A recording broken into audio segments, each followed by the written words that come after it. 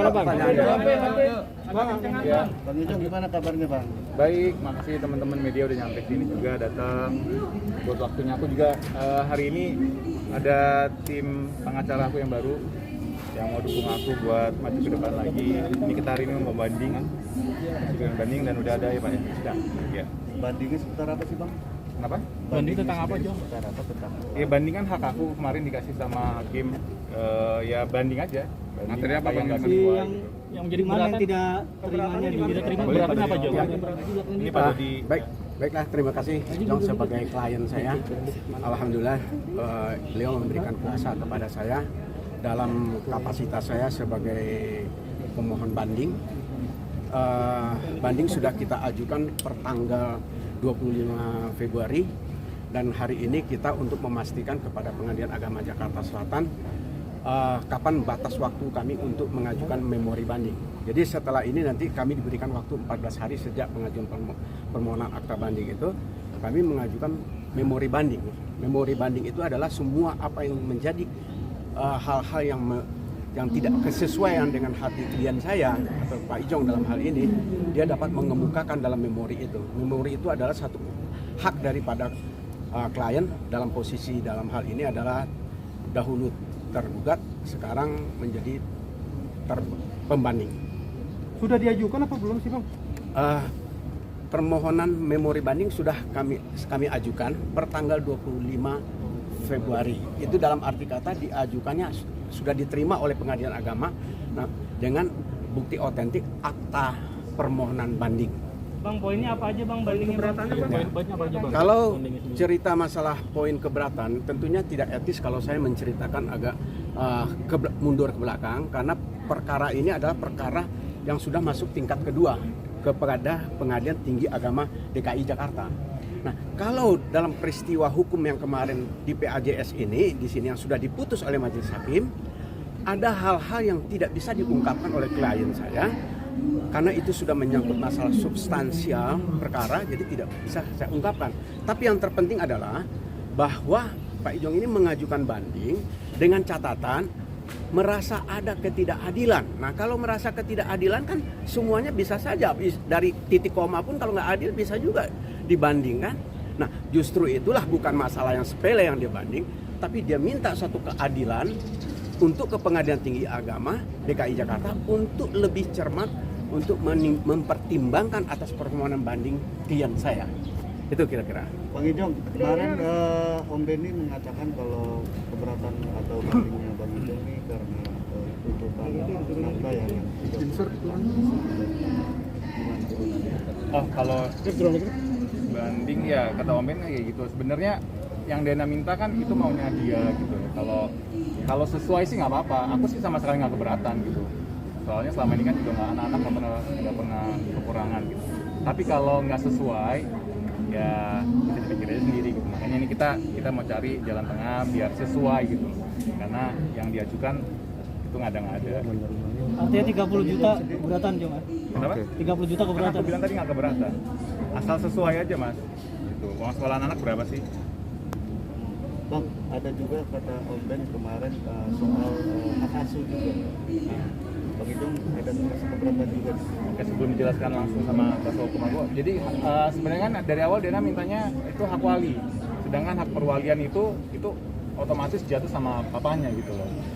Yang Dena minta bukan hak asuh gitu. Ya Pak, gimana terusnya Pak? Boleh saya kembalikan kita karena posisi banding ini sudah masuk ke hukum beracara, tentunya saya akan mengembalikan proporsi perkara ini kepada hukum beracara.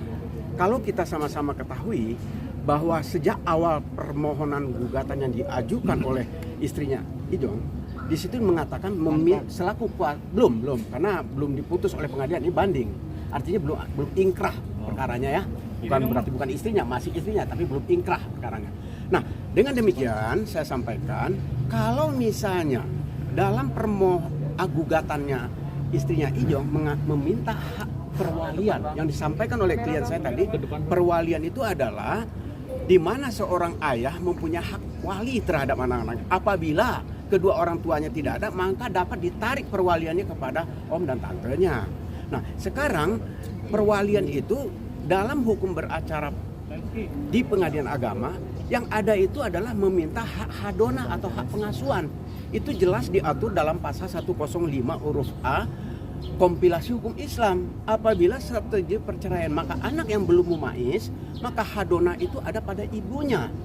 Tapi tidak serta-merta langsung kepada ibunya, dilihat dulu oleh majelis, ditinjau dulu, dilihat lagi apakah ibunya pantas untuk mengasuh.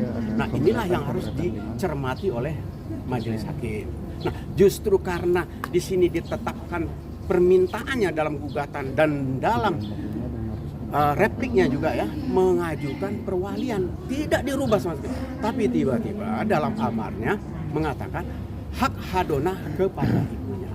Disinilah klien saya merasa ini ada hal-hal yang kurang sepaham di hatinya karena beliau juga merasa membaca atau mengetahui dari orang lain. Rule of the game-nya juga jelas kepada siapa yang memohon dan kepada siapa itu.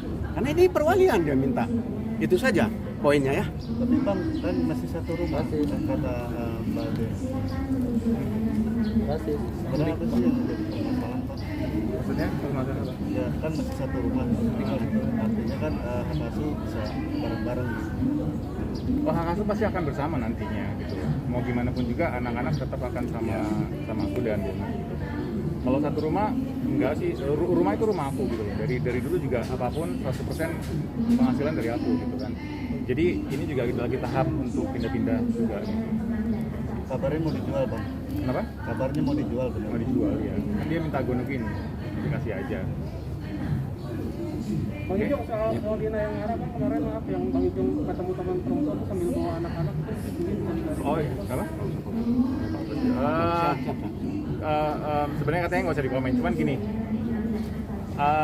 Aku bawa anak-anak bisa bebas kemanapun dan dimanapun gitu. Toh juga kan aku bawa anak-anak nggak akan ke tempat-tempat yang jelek ya. Apalagi mencelakakan anak gitu.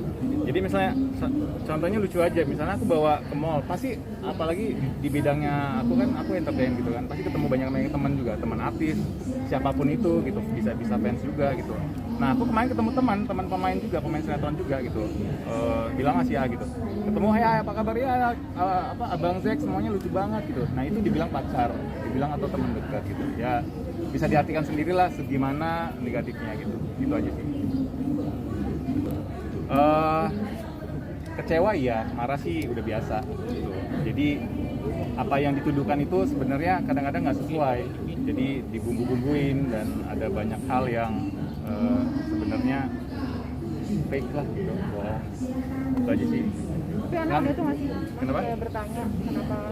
Enggak, anak-anak happy, nggak pernah bertanya-tanya sih gitu. Karena kita memberikan kasih dan sayang 100%, nggak pernah menunjukkan. Kalau saya sih nggak pernah menunjukkan ya gitu, nggak tahu dari dia sananya. Kalau anak sendiri lebih prefer ke Ijong atau ke ibunya? Enggak, kita nggak memperlakukan seperti itu. Jadi anak-anak harus bisa sama-sama. Nggak tahu kalau dari sananya ya. memberi pengertiannya gimana nih Bang? Apa? Memberi pengertiannya gimana kalau nanti akan berpisah gitu? Bisa Nggak usah rumah dikasih kan? pengertian, ntar mereka juga tahu sendiri.